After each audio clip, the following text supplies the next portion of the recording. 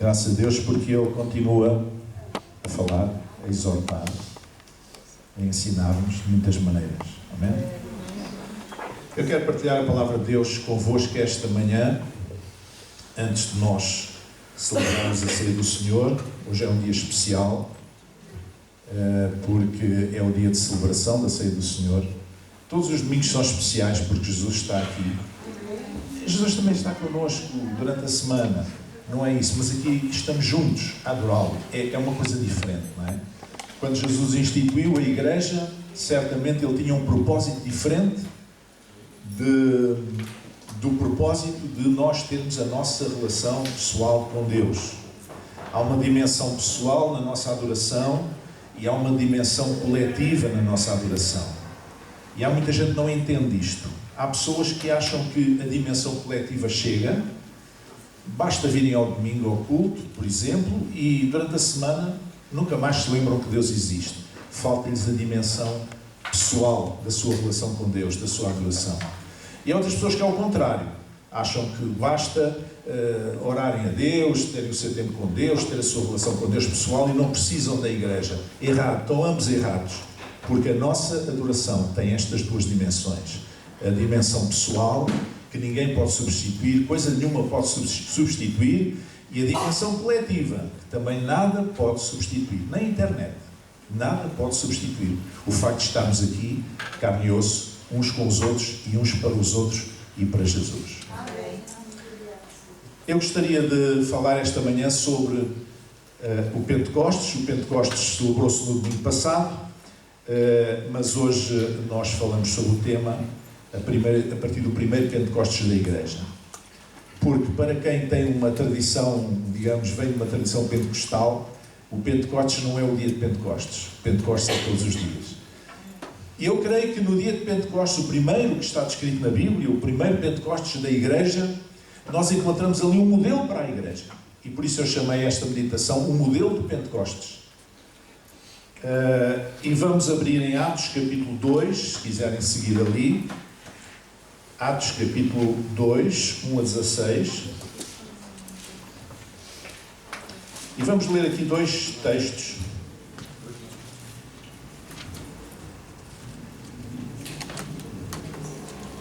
Diz assim: cumprindo-se o dia de Pentecostes, estavam todos reunidos no mesmo lugar, os discípulos de Jesus. E de repente veio do céu um som como de um vento veemente e impetuoso, e encheu toda a casa em que estavam assentados. E foram vistas por eles línguas repartidas como que de fogo, as quais pousaram sobre cada um deles. E todos foram cheios do Espírito Santo, e começaram a falar noutras línguas, conforme o Espírito Santo lhes concedia que falassem.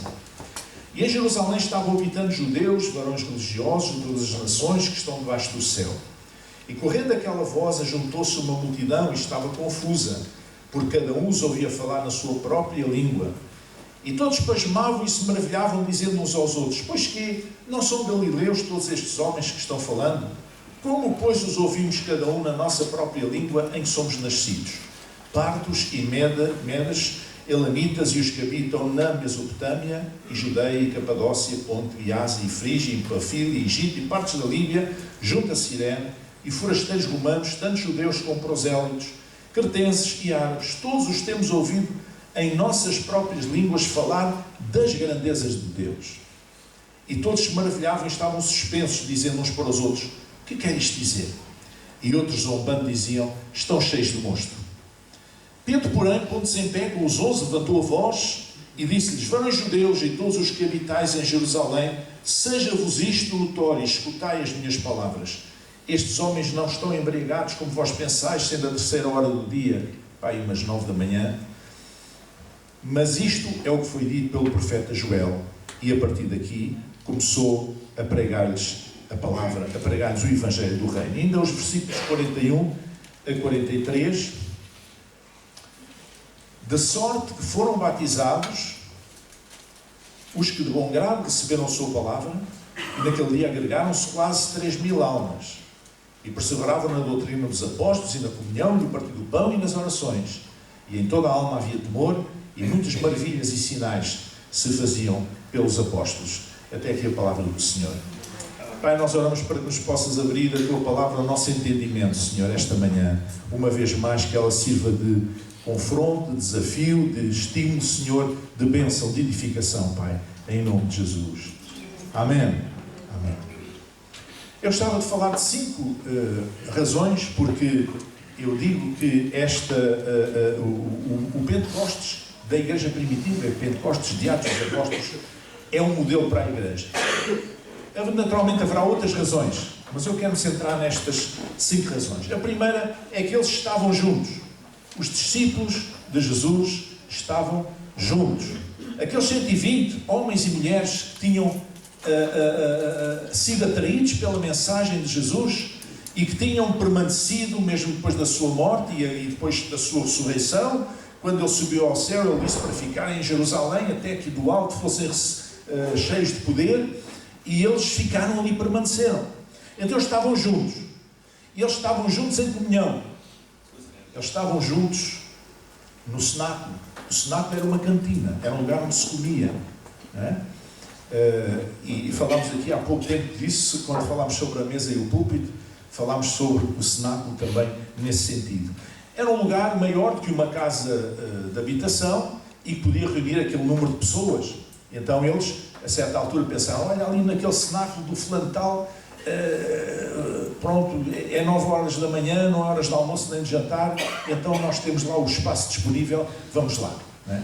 Há igrejas que nós conhecemos, que começaram em escolas, que começaram em salas de restaurante até, né? Salas de hotel, né? Restaurantes, há igrejas aí pelo mundo que quando começaram a reunir as primeiras pessoas, reuniam assim num espaço que tivesse suficientemente grande para o grupo de pessoas. Então eles estavam juntos, eles estavam em comunhão. Mas além de estar em comunhão, eles também estavam em concordância.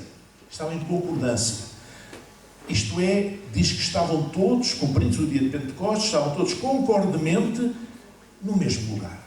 Estavam de acordo. Estavam de acordo no essencial. Nós não temos de estar de acordo em tudo, mas temos de estar de acordo no essencial. E o essencial é que Jesus é o Filho do Deus vivo, é que Jesus morreu por nós, que Jesus ressuscitou por nós, que Jesus é o nosso Senhor e o Salvador. E estas coisas são as essenciais. Eles estavam a concordar nisso. E diz que estavam no mesmo lugar. Estão a ouvir, irmãos, como é importante nós estarmos juntos? Estavam no mesmo lugar. Às vezes acontece que as pessoas estão juntas fisicamente, mas não estão no espírito, no mesmo lugar. E eu pergunto, qual é o teu território espiritual? Qual é o território espiritual em que tu te encontras? Há pessoas que estão, às vezes, com o corpo num lado e com a cabeça no outro. Não estão cá de parte inteira. Não estão no centro de adoração, não estão na igreja de parte inteira. Mas aquilo é que nós, quando Deus se move, quando nós estamos em concordância e quando estamos no mesmo território espiritual, quando estamos juntos com o mesmo propósito. Amém? Eles estavam juntos também na obediência. Diz que eles perseveravam unanimemente em oração e súplicas, assim com as mulheres e Maria, mãe de Jesus, e com os seus irmãos. Eles estavam todos ali. Eles estavam todos ali em obediência, porque Jesus tinha dito para ficar em Jerusalém até que fossem revestidos de poder. E então eles pensaram, então vamos juntar-nos e vamos esperar esse poder. Vamos obedecer àquilo que Jesus disse.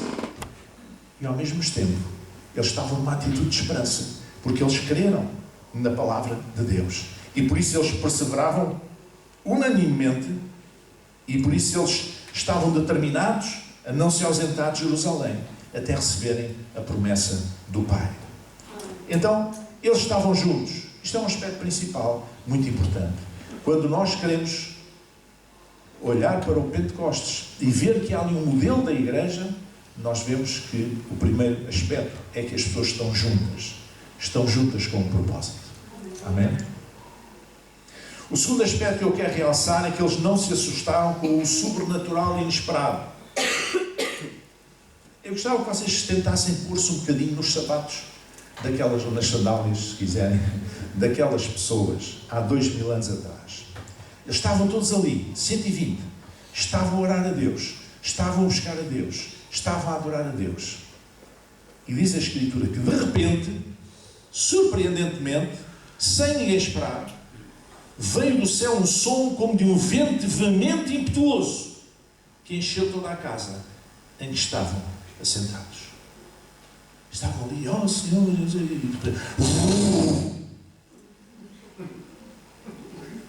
agora quem estava a dormir acordou.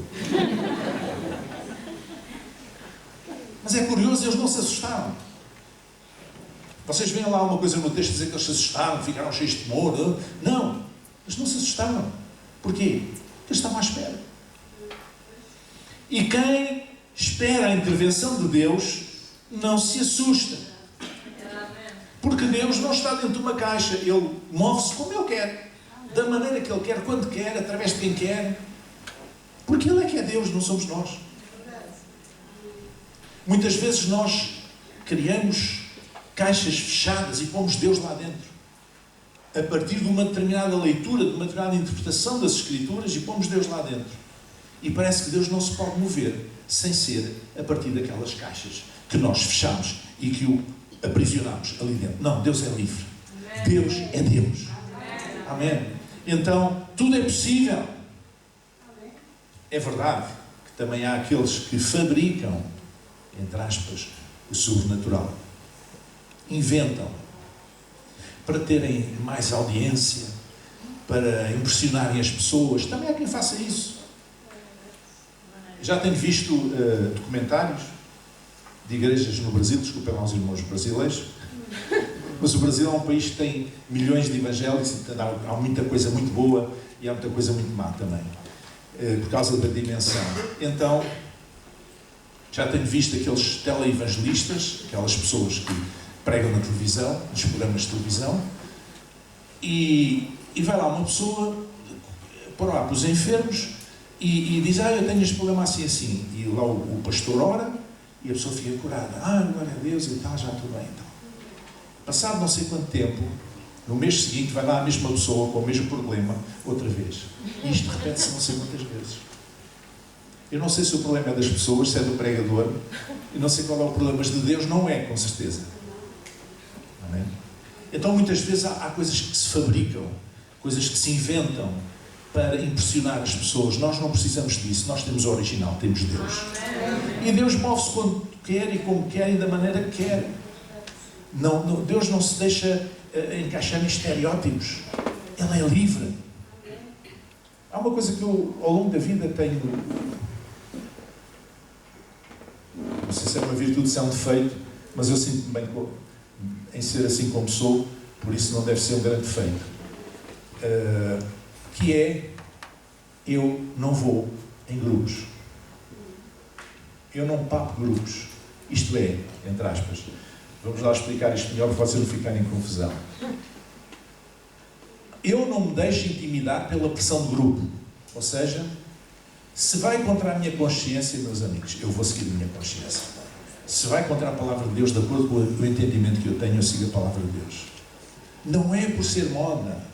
Não é porque alguém muito famoso fez isto ou faz aquilo, ou acha que eu devo fazer. Não.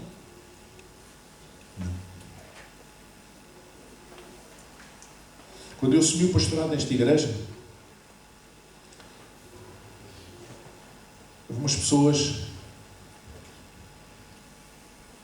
Como é que eu vou dizer isto? Havia um pastor que já estava reformado há muito tempo, há muitos anos. E ele estava doente, mas ela era assim, mulher, assim, mais coisa. E então ela pediu para ir lá à casa. E eu fui lá à casa. Então o que é que ela queria? Queria-me dizer como é que eu devia dirigir a igreja. E eu ouvi e tal, ok, tudo bem. E vim-me embora e fiz assim, e fiz como eu e a liderança da igreja entendíamos, e não como ela queria. Ela só por não me conhecer bem é que podia ter feito isso. Porque se ela me conhecesse bem, ela não tinha gasto tempo nenhum a fazer isso. Há pessoas que vão atrás das modas. Aquilo ali está a resultar aquela maneira, então vamos fazer também. Há igrejas que mudam a sua natureza por causa da moda e porque parece que aquela maneira está a funcionar, aquele método está a funcionar, então deixa cá e fazer como eles fazem, a ver se a gente atrai pessoas. Não, nós temos de ser fiéis àquilo que Deus nos deu. Paulo dizia a Timóteo, ser fiel ser fiel àquilo que de mim aprendeste. Eu quero ser fiel àquilo que eu aprendi. Quero ser fiel à minha consciência. Quero ser fiel à palavra de Deus, de acordo com a revelação que eu tenho. Eu não tenho que andar segundo a revelação de outros, ou segundo as ideias de outros, ou segundo as modas que vêm ou que vão. Não.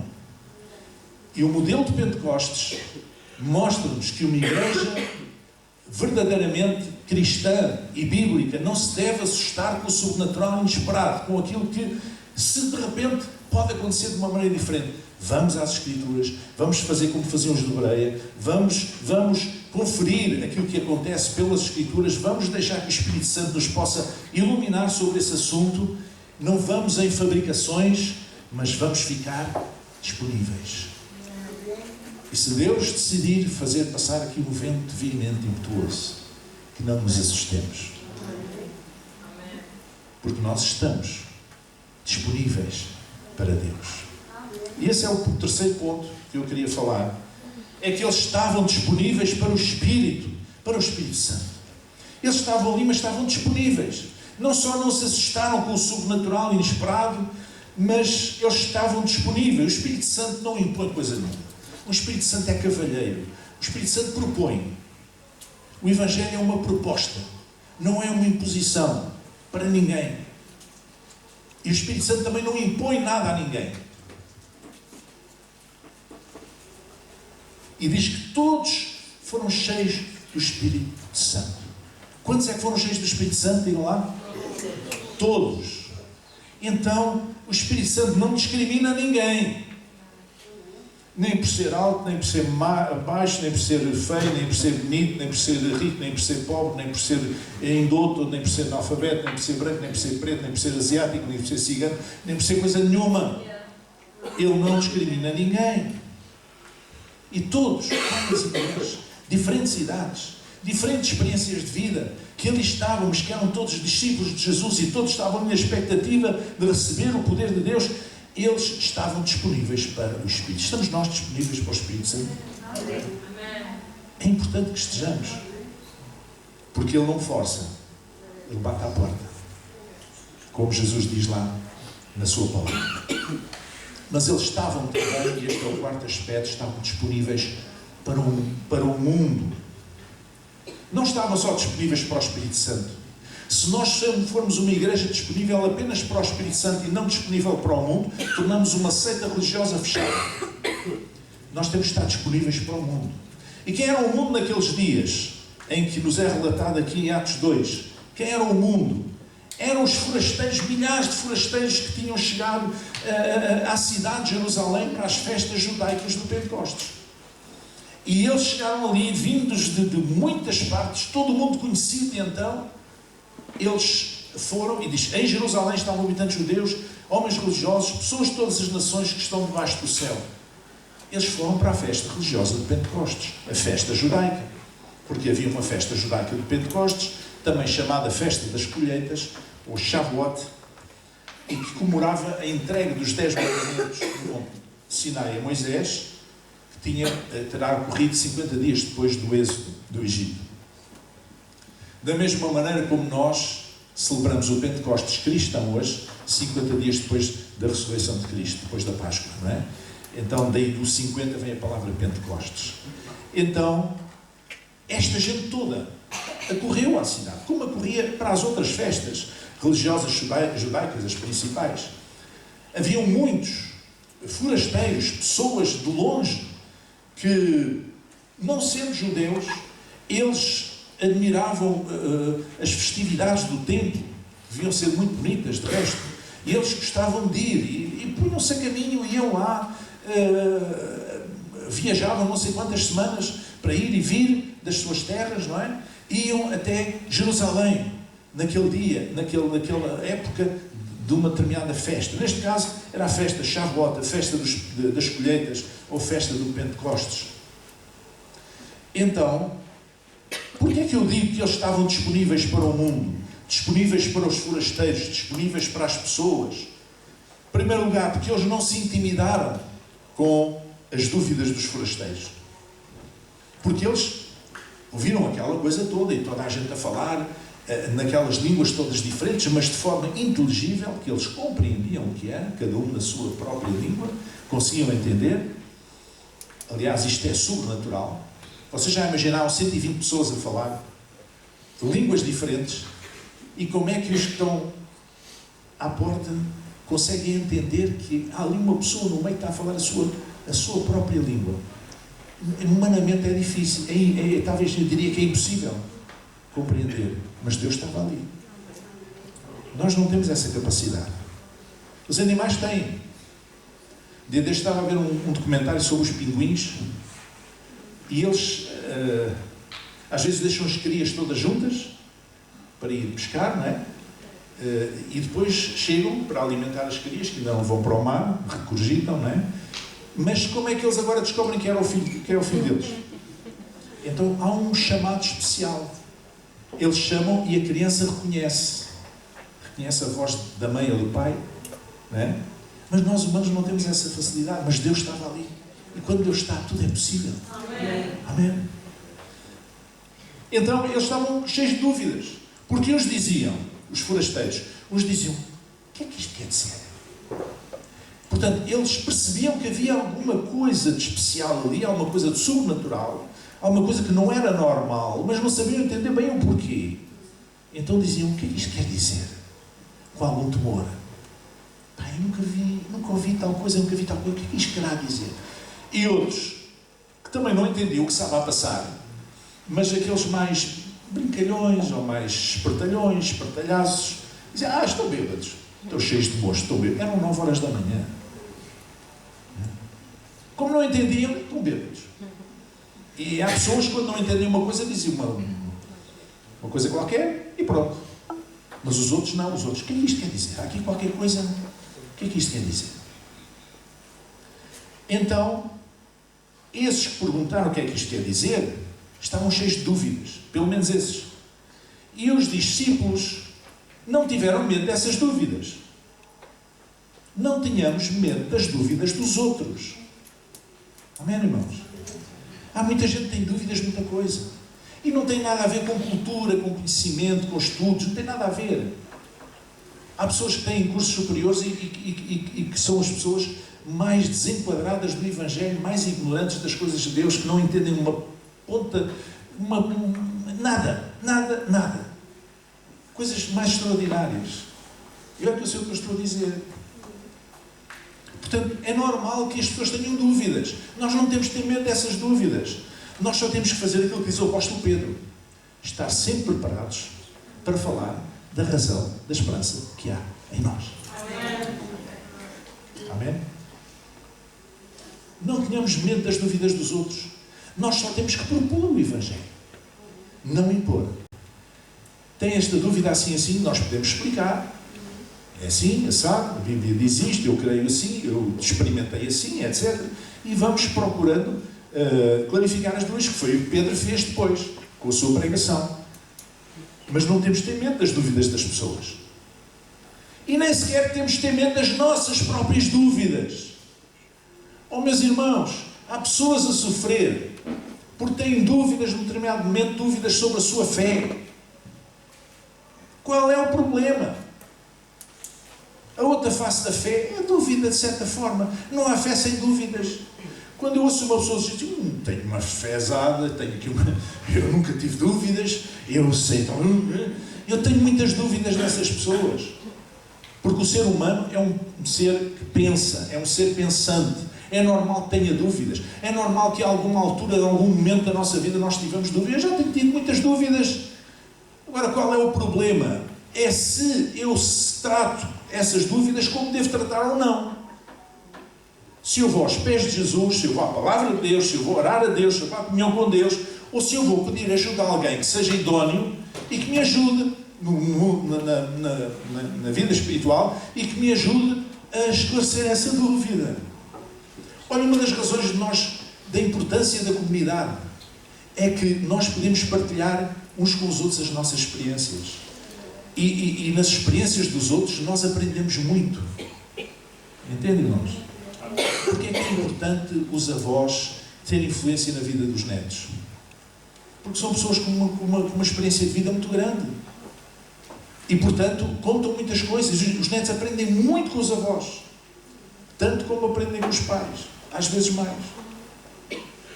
Porque o facto de estarmos em comunhão não é apenas para orarmos uns pelos outros, suportarmos uns aos outros em amor, etc. É também para, através do nosso testemunho, as pessoas, os outros, poderem aprender alguma coisa com a nossa vida, com a nossa experiência, com o nosso testemunho. Nós não temos de ter medo das dúvidas das outras pessoas que não conhecem Jesus, e muito menos das nossas próprias dúvidas. Só que quando temos dúvidas, vamos aos pés de Jesus, vamos à palavra, vamos procurar pedir ajuda a Deus para Ele nos ajudar a superar essa dúvida. Mas eles não tiveram medo, eles responderam à dúvida dos forasteiros, não é? E as dúvidas dos forasteiros foram esclarecidas através da pregação de Pedro. E digo-vos que talvez tivessem ali umas 17 regiões diferentes que são descritas na Bíblia. Forasteiros de 17 regiões diferentes. Mas algumas das regiões são muito vastas. Por isso, eu atiro assim um número para cima, por baixo. Eu acho que estavam ali pelo menos 30 línguas ou dialetos representados. Daquela gente toda que estava ali. Destas regiões que a Bíblia fala. Há uns 30 línguas ou dialetos diferentes. E Pedro aproveitou essa oportunidade excelente e pregou-lhes a palavra. Pregou-lhes a palavra.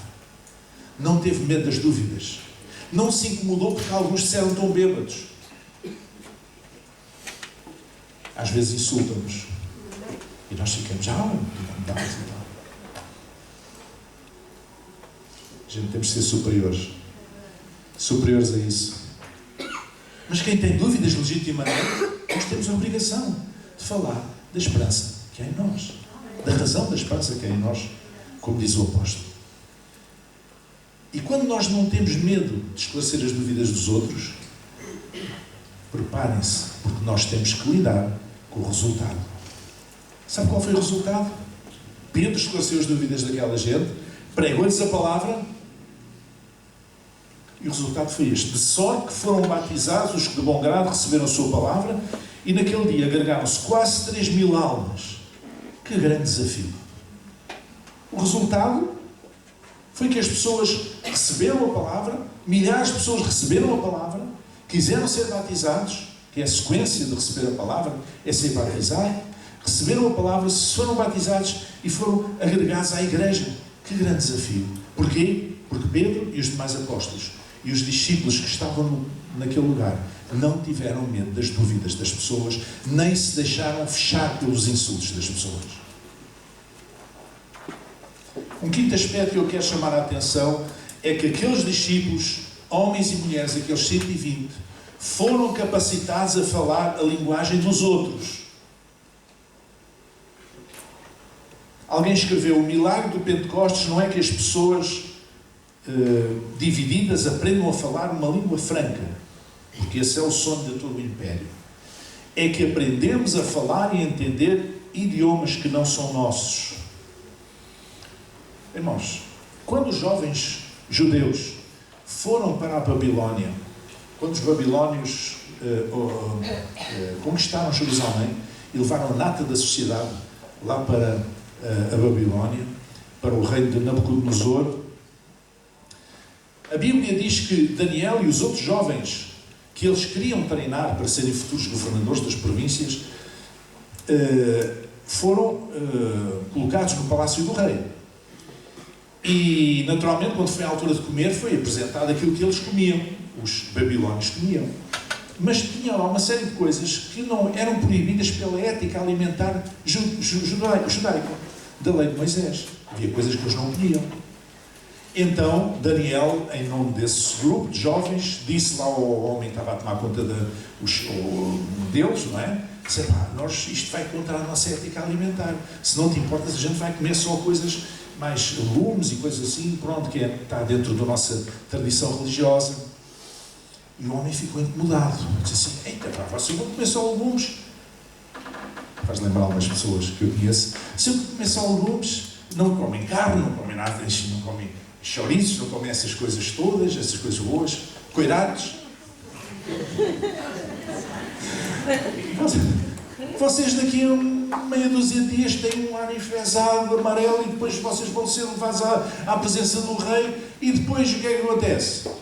O homem pode cortar a cabeça, pode dizer que não estou a tratar bem de vocês. Daniel disse, pois eu compreendo o teu problema, mas vamos fazer assim, durante uma semana, nós vamos só comer isto, se não te importas, a nossa comida. E daqui a uma semana tu vais ver como é que é o nosso parecer, como é que nós estamos.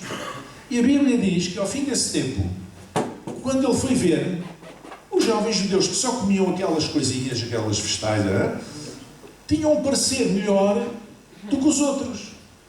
Então o homem descansou. Ou seja, Daniel, como está escrito, não se deixou contaminar com os manjares da mesa do rei. Mas há uma coisa que Daniel fez, e aqueles jovens. Eles aprenderam a falar a língua da Babilónia. Não se contaminaram com os manjares da mesa do rei. Não tiveram que forçar a sua, de desrespeitar a sua ética religiosa, a sua tradição religiosa. Não fizeram nada disso. Mas eles aprenderam a falar a língua da Babilónia.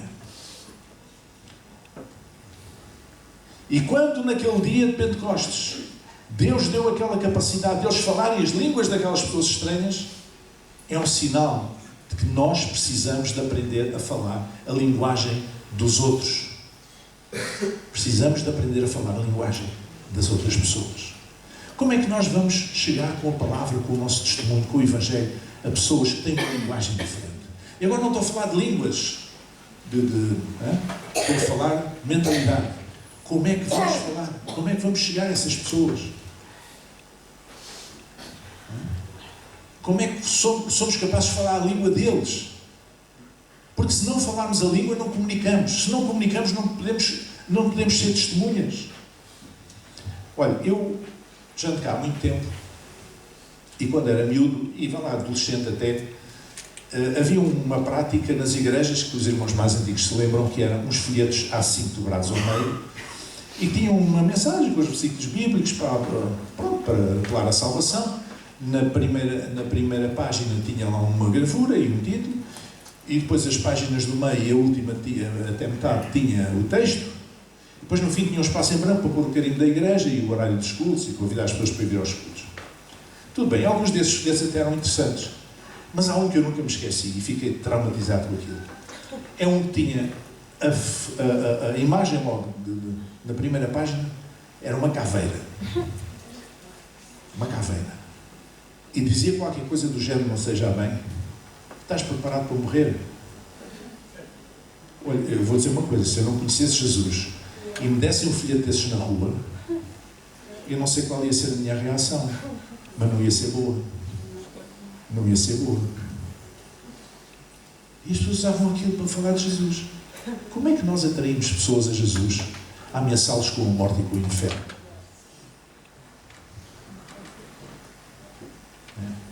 Nunca entendi quem foi a cabecinha pensadora que se lembrou de fazer uma coisa daquelas.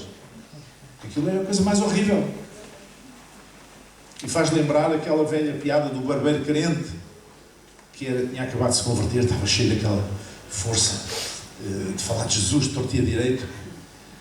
Um cliente sentou-se lá na cadeira e, para fazer a barba, ia lá afiar a navalha. E não sabia como é que havia de meter conversa para evangelizar o homem. E depois começou, você sabe que a gente um dia todos morremos, não é? Pois. O homem estranhou aquilo. Pois, todos morremos, isto da morte é uma coisa. E ali com a faca ali ao pé do pescoço. Até que houve uma altura que o homem não aguentou e saiu e fugiu.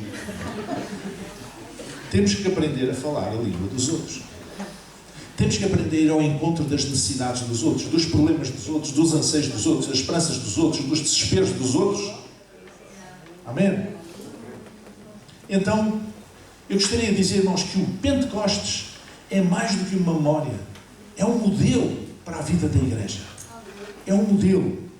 Se queremos ser usados pelo Espírito Santo, temos que estar juntos. Não nos podemos assustar com a manifestação do poder de Deus.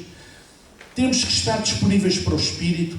Temos que estar disponíveis para o mundo, para os outros, e temos que aprender a falar a linguagem dos outros.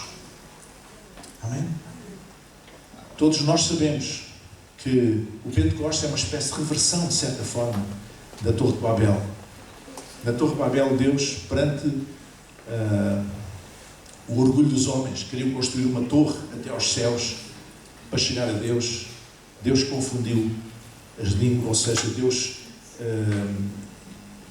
cada um começou a falar na sua língua. Deus trouxe confusão de línguas e as pessoas já não se entenderam e desistiram. No Pentecostes é o contrário. É Deus que traz línguas de forma sobrenatural para que eles pudessem falar àqueles forasteiros que estavam ali, mas também para que eles pudessem ir a outros lugares e falar do Evangelho. Se em Babel as pessoas não se entendiam, no Pentecostes entendem-se umas às outras e comunicam a glória de Deus entre si.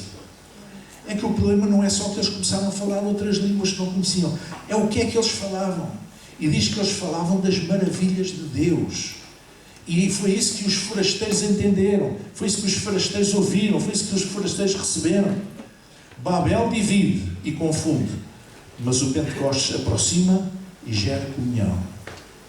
Que o Espírito Santo, o Espírito Pentecostes, seja verdadeiramente derramado sobre nós. Vamos chegar a pé. Senhor nosso Deus e Pai, esta manhã nós queremos, Senhor, colocar a nossa vida nas Tuas mãos, Senhor. Queremos verdadeiramente que Tu possas, ó Deus, tocar nas nossas vidas, Pai. Em nome de Jesus. Queremos ficar juntos, queremos estar, não nos assustar com a Tua intervenção, Senhor. Queremos estar disponíveis para o Espírito, queremos estar disponíveis para os outros. Ensina-nos a falar a língua, a linguagem dos outros, para podermos comunicar a palavra, para podermos trazer o Evangelho, Pai. Em nome de Jesus, que assim seja. Amém.